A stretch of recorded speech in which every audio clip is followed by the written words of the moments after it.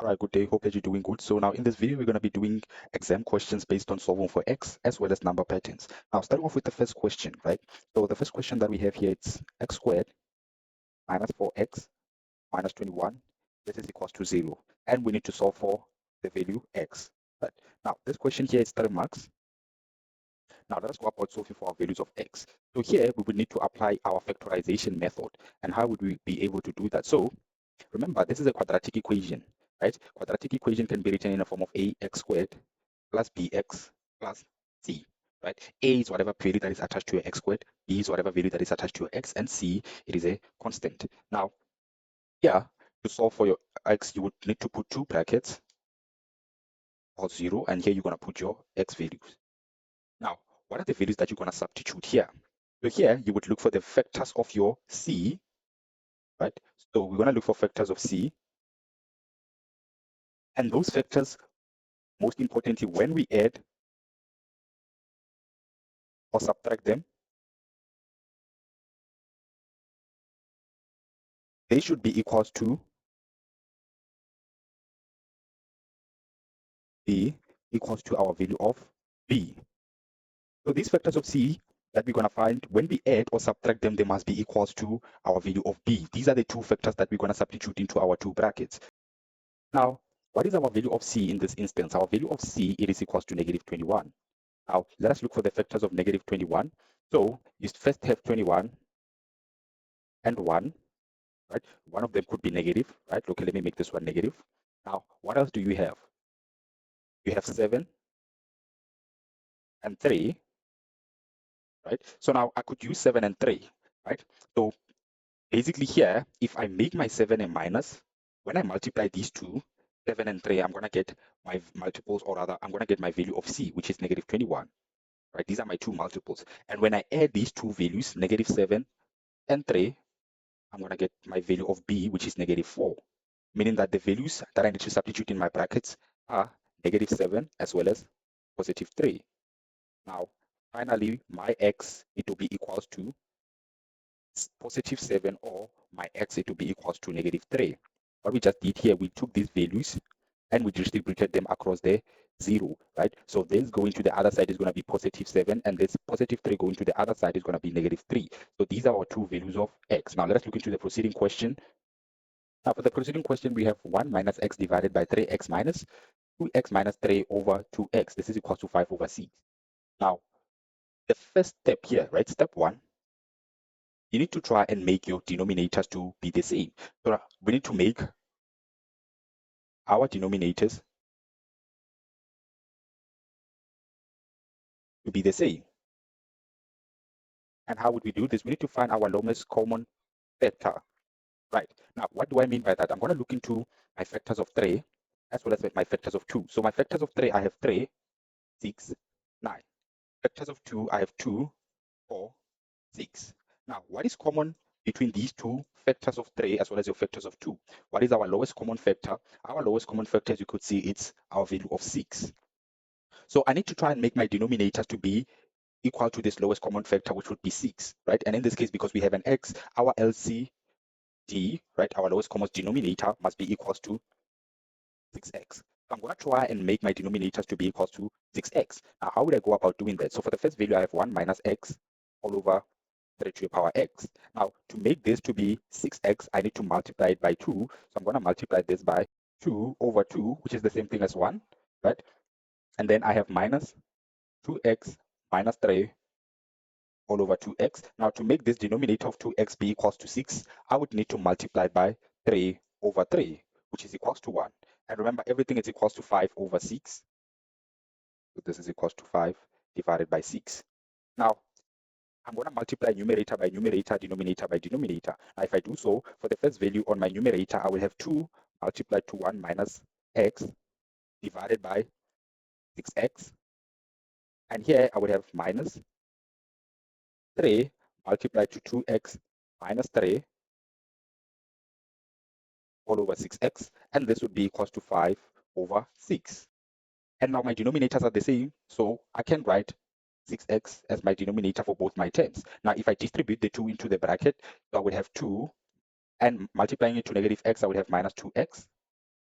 right? Remember this, I still have this minus, which is here, which I'm going to write here, minus. If I distribute the 3 inside the bracket, I would have 6x, right? So this you must put in bracket. You would have 6x, and 3 multiplied by negative 3, you would have negative 9. Now, from here, what is the next step? The next step is that you're going to distribute this negative into your bracket. So this negative is going to multiply with your 6x as well as your negative 9. So here we still have 2 minus 2x. And here, distributing the negative, this is going to be negative 6x, and this is going to be positive 9. Now, everything, remember, divided by 6x. And this is still equals to 5 over 6. Same applies here. This was still equals to 5 over 6. Now, from here, I'm going to simplify by grouping like terms, right? So, as you could see, negative 2x and minus 6x, these are like terms, and 2 and 9, these are like terms. Now, negative 2 minus 6x, right? Negative 2x minus 6x, this would be equals to minus 8x. And 2 plus 9, this would be equals to 11.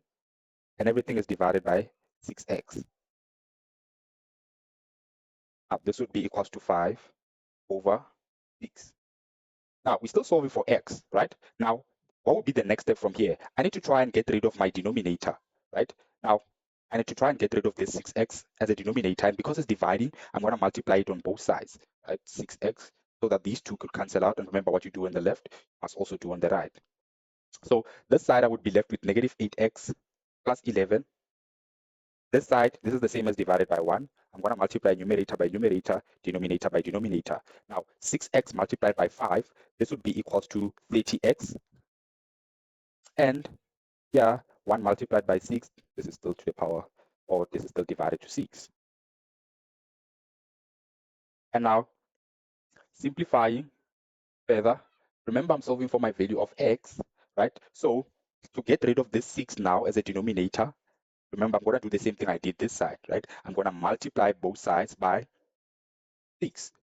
And if I do so, 6 multiplied to negative 8, this would be equals to negative 48. So I'm going to distribute this 6 into the bracket, right? This would be equals to negative 48x, 6 multiplied by 11. This would be equals to positive 66. And this is equals to your, remember these two are going to cancel out one another. This is equals to your 30x. Now, we are one step closer to finding the final answer. So I'm going to group like terms, right? I'm going to take this negative 48 to the other side so that this side will be left with 66 is equals to 30x. And this is going to become a positive plus 48x. Now, as a result, with 66, it will be equals to now 30x plus 48x. This is equals to 78x. And now I'm looking for x. I'm going to divide both sides by 78. And punching this into my calculator, 66 divided by 78, this should be equals to 11 over 13. Now continuing to number patterns. Now this is an arithmetic number patterns, right? And now if this is an arithmetic number pattern, so here they're asking us how many stars will be there in the fourth pattern. So first thing first, I'm going to determine the number of stars in each diagram. So here there are 5 stars, here there are 8 stars, and here I have 11 stars. Now if I were to write down my number pattern, it's 5, 8, as well as 11. Now, what is the constant difference here in this pattern, right? So from 5 to 8, they added 3. From 8 to 11, they added 3. Now, our D, which is our constant difference, is equals to positive 3. Now, they're asking us how many stars will be there in the fourth pattern. So you will just basically add 3 to your 11. So it will be 11 plus 3. And as a result, in the fourth pattern, you would have 14 stars. Now, the second question is determine the general term of the formula in the form of Tn is equals to Bn plus C. Now, every time whenever they ask you to determine the general formula, right, for this linear number pattern, this is the formula that you need to go about using. Tn, it is equals to A plus n minus 1 multiplied to D. So when you're going to substitute all these values, your final answer would be in the form of Tn is equals to Bn plus C. Now first, let us identify these values. What is your A? A is the first term of your number pattern. Now what is the first term of our number pattern in this case? It is 5. So I'm going to write 5 plus n minus 1. What is D? D, as I've said, is our constant difference, which is 3 in this case. Now from here, I'm going to simplify this. 5 plus I'm going to distribute the 3 inside the brackets. It's going to multiply with the n to be positive 3n, and it's going to multiply with the negative 1 so that it can become negative 3. Lastly, I have two like terms, positive 5 and negative 3. As a result, when I add these two like terms, I would be left with 3n plus 2. So this would be my Tn.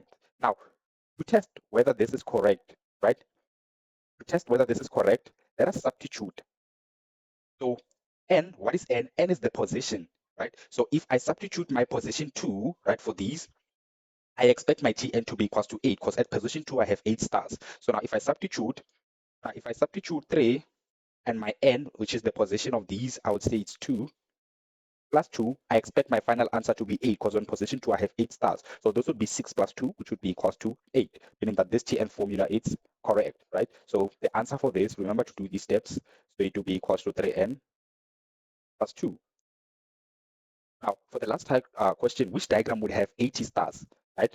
So basically, we need to determine the number of the diagram that would have 80 stars. Now, my Tn formula, which is equals to 3n plus 2, when I'm looking, remember, Tn, it will be the number of stars, right? So Tn in this case is the number of stars. What is n? N is the position of those stars. As here, we substituted our position as 2, and we found our number of stars to be equals to 8, which is what we were given. So same applies here. We're going to apply the same principle. We need 80 stars, or rather, we're trying to determine the position of our 80 stars, meaning that I'm going to solve for my n. I'm going to take the 2 to the other side so that it becomes a negative. So this would be 78. It is equals to 3n. And lastly, I'm going to divide both sides by 3, find my value of n. So 78 divided by 3, this will be equals to 26. Now, diagram number 26, it will be the diagram that would contain 80 stars. Right now, in the next video, we're going to be looking into exam questions based on functions.